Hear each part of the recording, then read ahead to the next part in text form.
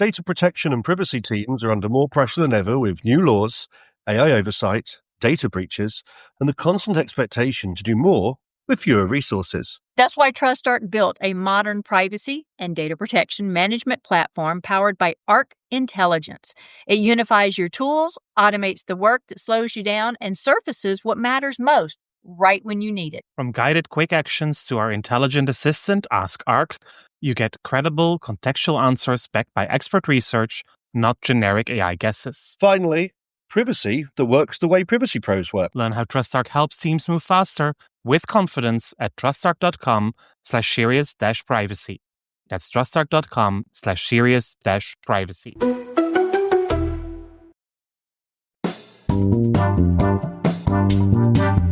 This is Serious Privacy. Here are your hosts, Paul Breitbart and Kay Royal. Almost 2 weeks ago, at the end of March, Kay started a new job, and because of that, she was traveling to her new company's headquarters. Luckily, that same week, I find myself together with our go-to guest co-host, Ralph O'Brien, teaching a new course at Maastricht University, a masterclass on privacy management and data governance. You'll hear more about that program and a very condensed version of what Ralph and I explain during the course in this week's episode.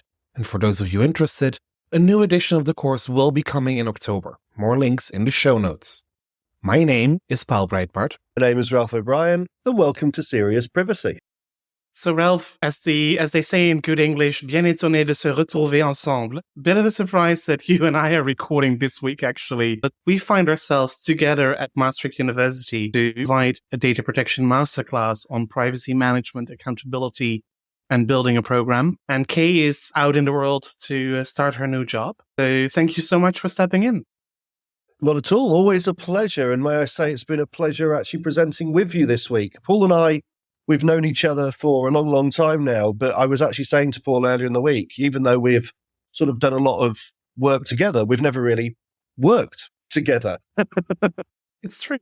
And I mean, last year we were together in the same room when you were taking the DPO course while we were in Lisbon. Now we actually get the chance to teach together. And I thought it was really in the past 2 days. There probably will be, well, there will be for sure another day on Friday where we continue. What I found fascinating is your full ISO background in this whole compliance framework approach that we've been discussing. I mean, basically the course is about, maybe set the stage a little, about building a compliant privacy management program from scratch, how to demonstrate compliance, especially with the GDPR. It follows up on our basic PR DPO course and the humanitarian action DPO course. And from there, we continue now with privacy management and expanding your program. And I've never worked with anything ISO related. And I've never done anything ISO related. So for me, it's really interesting to learn that part. Yeah, I mean, I've really loved this course, and I've really loved this course because, you teach data protection, and so you teach international transfers and legal basis and what's the definition of personal data, and you teach that a million times over. But what's been lovely about this week was talking about business skills, talking about softer skills, talking about building a business case and how to pitch data protection. And yes, I'm a big fan of management systems. Now, I'm probably most known for data protection and privacy, but actually I did a spell as a British Standards auditor for ISO 27001, and I actually sit on the committee that writes some of the ISO standards, including its data protection cousin 27701. So to kind of tell people about ISO certification and ISO standards and using a management system inside your business, it's been a real privilege. It's been a real privilege. So tell us a bit more about ISO, because I've heard you talk about the ISO standards 27001, 27701. I'm still surprised that 27701 uses US terminology with new identification. How does that work? How does an ISO standard work? Well, it's about consensus. It's about trying to get everybody in the world to agree to something. Now, Paul, if you and I came up with our own standard, of course, that would be quite specific to you and I, but, it would have our names on it, which I'm sure would count for something, but, it doesn't have the same, which would count for something, but it doesn't have quite the same level of DOS as, an entire industry sector or an entire country or indeed an entire globe, right? But obviously, the more people that have got to agree on something, the less specific it can be. So when we go up to an ISO, we've got an international standards committee based in Geneva, but they're based on national committees that sit underneath that and industry committees that sit underneath that. So you've got this like great, what they call consensus, a great level of agreement that this is the right and good thing to do. But these standards have then got to apply to the whole world, any industry sector, any organization of any size. So they sometimes lack some of the specifics you might find in an industry or local standard. When you look at, I think everybody knows ISO 27001, which is the key security standard, data security standard that has been around in my opinion forever, but probably only for a couple of decades or so. But 27701 is fairly new, data protection. Yeah, it's been a really interesting journey. I mean, you can trace standards right back to a British standard in fact, the first British standard was about rail gauges. It was the fact that, Stephenson built his railway in the south and Johnson in the north. And when the two railroads met each other, they looked down the tracks and went, they were different gauges, different sizes. And so, this idea of standardization and building things to an agreed standard. So when they meet up, they work together, so we see standards for everything, whether it be screwdrivers and screws and roll plugs that all work together. But we're really looking here at management system standards.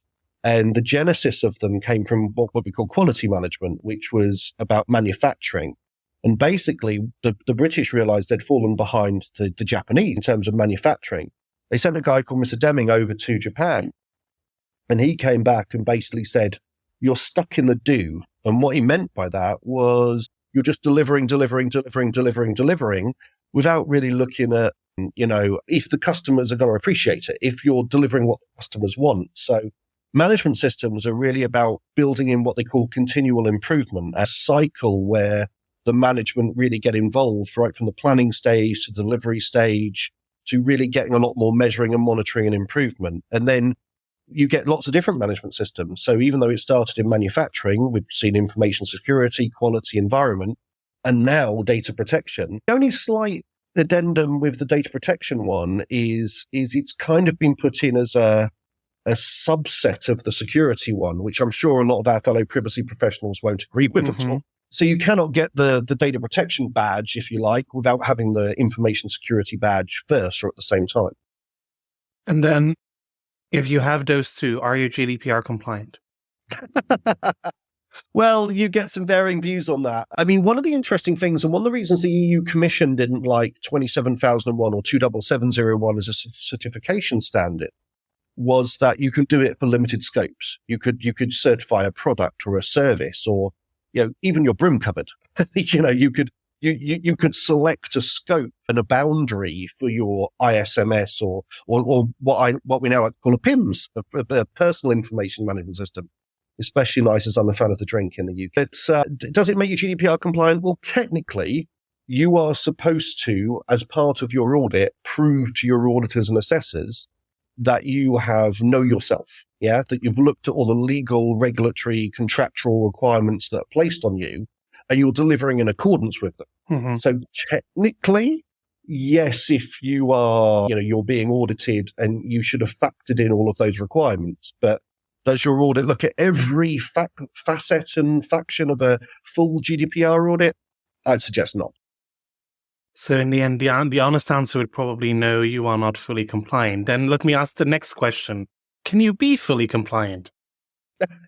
We've had this conversation a week, haven't we? And my view is no.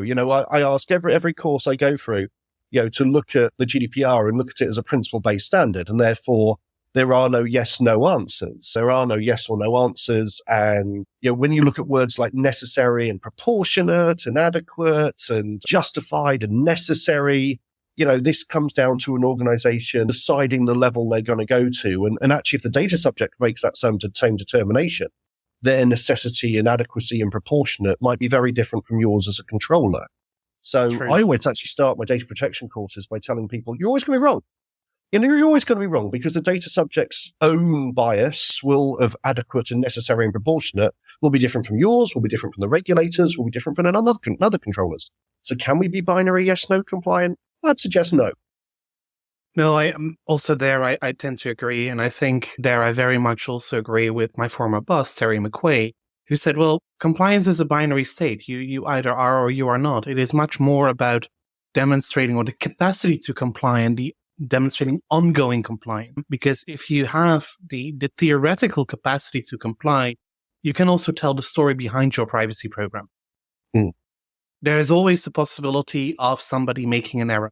We are all humans. We make errors. I haven't met anybody in my life, I think, who has never caused a data breach by sending an email, people in CC where they intended BCC. That happens. And no, I don't believe you when you say that.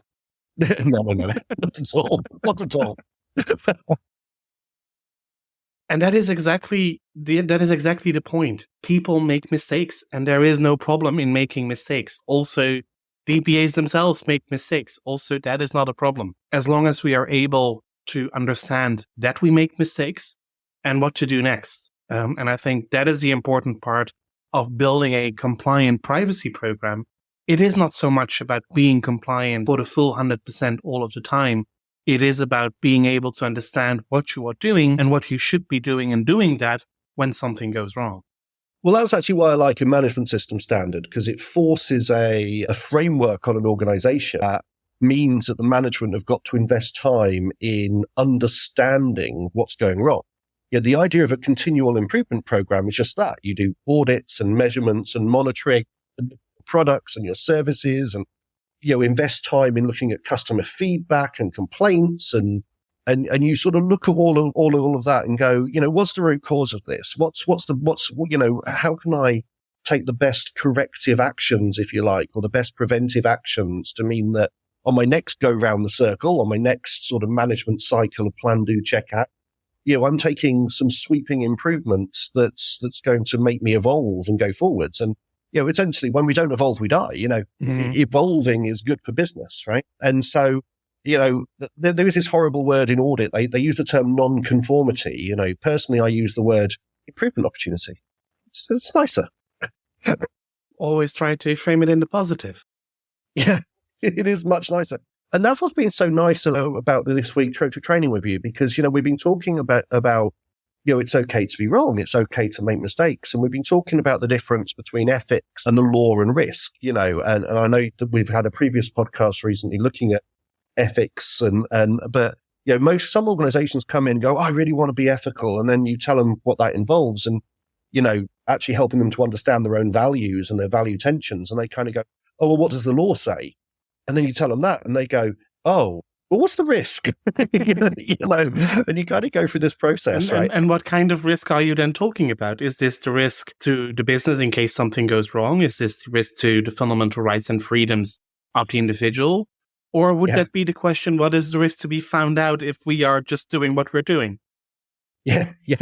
I mean, I'm sure we've all had organizations, and one of the things that sort of seems to get a lot of attention and get a lot of traction during the course this week is I put up a slide with a load of animals on it and kind of said, what GDPR animal are you? And I know that sounds really silly and really trite, but the management love it because you say, are you an ostrich? Do you bury your head in the sand? Are you an elephant? Do I ever got to eat you a bite at a time? Are you a hamster in a wheel? Are you a fox, a risk manager? Are you a lion? Do you want to roar about privacy to your customers? I'm a unicorn. What else? Yeah, a unicorn. That's my humanitarians, right? The people that actually do value fundamental rights and have that as a priority in their business. And they are more few and far between. I see far more turtles that want to legal up and defensively armor. And they come to me and say, oh, what's the legal red line? What's the minimum I have to do for compliance? And that tells you a lot about an organization when you first go in and speak to them, actually. But those are also the same people probably that see compliance as a tick box exercise, where you just have a checklist and you go down the checklist and say, okay, I have a notice done. I have a policy for access request done. Data portability, not so relevant. Ignore for now. Right? I mean, data breach protocol. Yeah, we have it in place. We keep a log of all the incidents. Check. Yeah. Yeah. And actually, if I had sort of one, if I was going to rename the course we've been delivering this year, it's actually more how to mature your privacy program, right? It's how to move away from that tick box legal compliance that you go into it with, or a lot of organizations go into it with, and mature it to more of a value add, rather than an external cost, an internal benefit where you're doing more sort of privacy by design activities, where you're getting in earlier, where you're being more proactive rather than reactive with helping the organization to design in privacy rather than check boxes later on and paper over the cracks. So without giving away the full content of the course during a 1-hour podcast, which is impossible because this is a 5-day full-time course. Yeah. But still, what is for you, the main recommendation if people want to take this masterclass? It's about recognizing that actually, I think sometimes we're our own worst enemy, that we've got a bit of a reputation for saying no, and other people will look at us as the people that will come in and stop the business process, the person that will come in. And that's often because we're involved too late. It's often because we get called in too late. We've got this new bit of software, do a DPIA on it. Well, it's too late. The software's there, it's being used, and we're not going to have the impact that we could do or make the protections we could do. So it's about trying to reposition yourself from that horrible naysaying legal compliance person to the very positive enabler that's going to get involved earlier in projects and to add value to the business rather than take away from it, I guess. From blocker to builder, as we heard last year at Privacy Space. Well, yeah, I wasn't going to use the term because I've been using it so much, really. But I always feel like I need to shout out to Luke, and when I do so, but I've never found a phrase that encapsulates it so well. It's from blocker to builder, really. And it's been such a privilege to work with not only yourself and the rest of the staff at Maastricht this week, but some of the delegates as well, who they've done their basic DPO, they know the law. And what they're looking for are frameworks and tools and techniques to, build their privacy program from and take it to that next level. Yeah, and it is not just building a program from scratch or redesigning a program that's already existing, but also doing so while keeping the business open. Because if you read the GDPR, everything that you need to do in the perfect world before you start processing personal data. You need to do your processing operations. You need to identify your legal basis. You need to draft your notice. You need to do your impact assessment and your data protection impact assessment, mitigate your risk, do a prior consultation with the DPA if need be. And all of that needs to be done before you start processing personal data. And that's a bit of a fiction when you are living in a world where companies have been processing data for many decades. Yeah, you can't stop the world from turning. And, as a consultant, I think I can count the amount of projects on one hand where it's been a greenfield, where it's been, hey, we're designing something, come in and help us because we're new. And from day one, we can build this in. 99% of the projects I've ever been involved in are the world is already turning, and we're talking about data inventories. By the time you start your data inventory, well, it's changed by the time you've come to the end of the project. It's already out of date. But by the time you've got that first snapshot, the world keeps turning.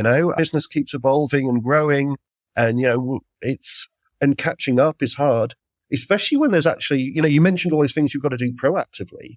But then there's equally the reactive side. There's new products, new services, rights requests, new laws, new standards, new product service lines, new acquisitions, new mergers. The world doesn't stop turning underneath your feet. So as well as the proactive side of managing data protection, they've got the reactive side as well to have to deal with. Right? It's not easy. No, it's certainly not. So if anybody wants to follow this course, if you are interested, it is on campus only. We'll likely be back sometime in October, probably in Maastricht, which Ralph can now testify is one of the nicer cities on the continent. Oh, I love it.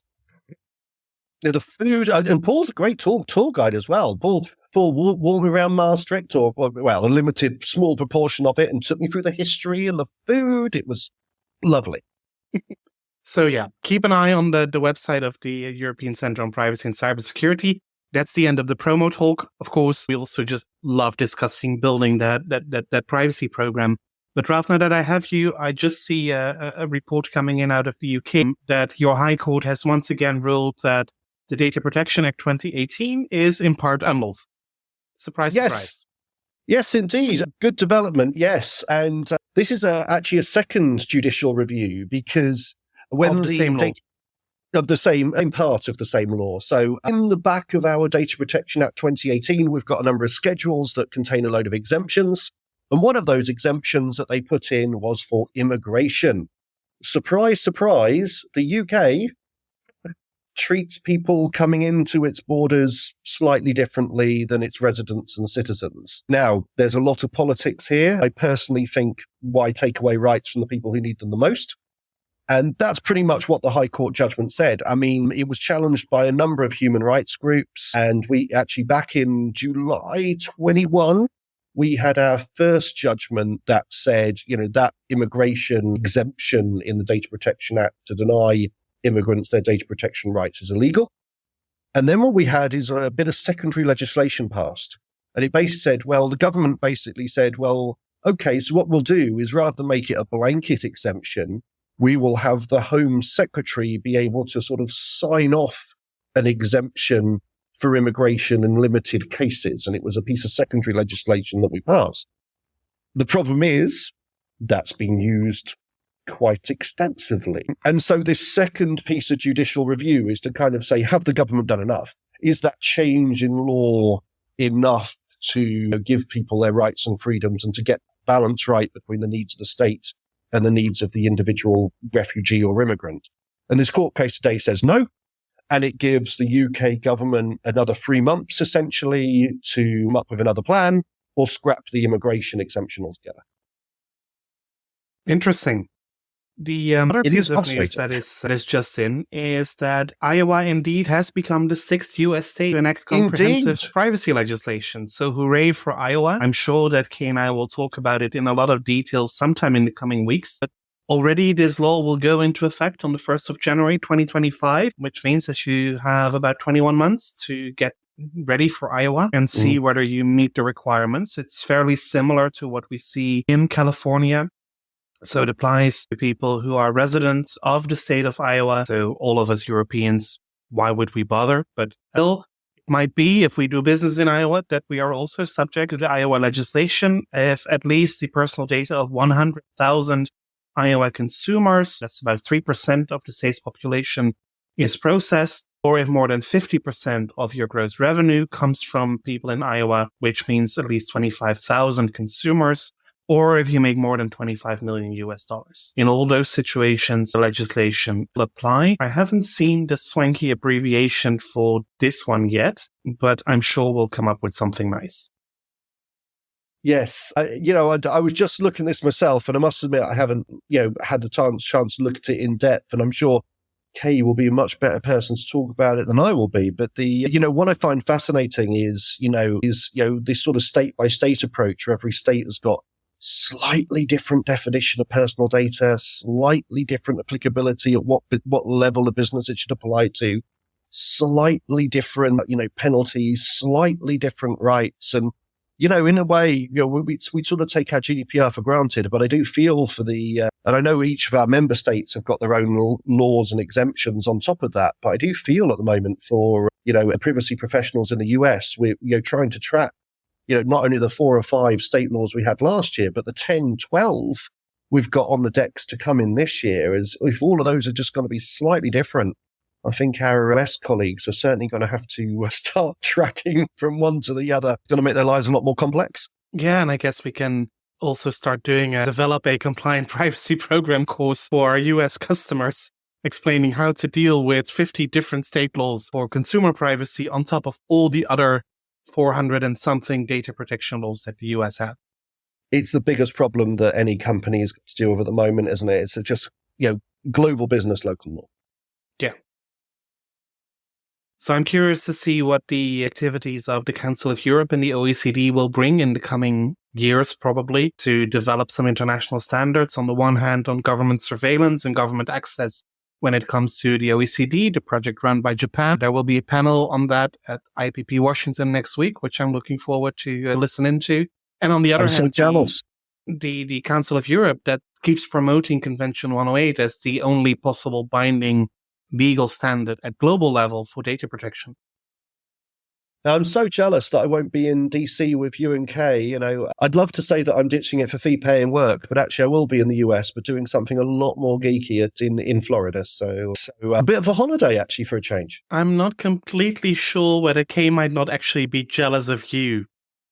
I've been to APPDC a couple of times, and regardless of the content and the size of it and the scale of it, always good to meet your fellow professionals and meet up in a friendly environment and catch up. And that's what's been so good about this week, actually spending a bit more time face to face with you, Paul. So I'm sure it's Kay's turn next week.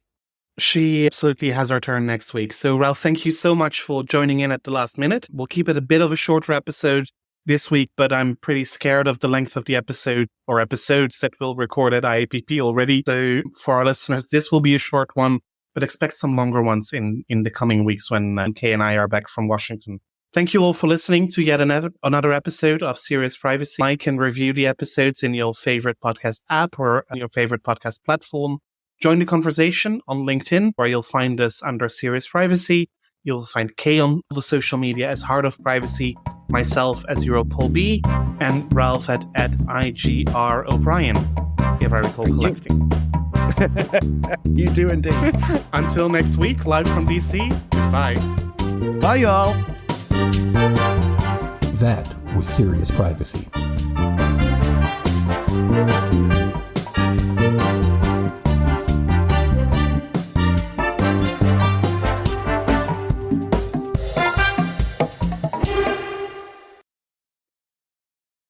If you're a data protection or privacy professional, you already know the pressure. Non-stop regulatory change, AI oversight, internal demands, and the expectation to somehow stay ahead of it all. And the old patchwork of tools just isn't cutting it anymore. No. That's why TrustArc created a modern privacy management platform powered by Arc Intelligence. The TrustArc platform brings your workflows, evidence, research, tasks, and applications all together in one unified and intelligent workspace, so you don't waste time digging, clicking, or context switching. With Ask Arc, your privacy assistant, you can ask plain language questions about laws, jurisdictions, or even your own program data, and get credible, cited answers based on NIMBY research and more than 1,000 global laws. It's explainable, transparent, and purpose-built for data protection and privacy. So if you need to add a vendor, create a cookie banner, or start an assessment, quick actions take formally complex tasks, turn them into bite-sized guided workflows to save you time. It's a platform that thinks like you, works like you, and helps you move faster with confidence, whether you're a seasoned DPO or you're just getting started. See how modern privacy gets done. Explore Arc at trustarc.com/serious-privacy. That's trustarc.com/serious-privacy.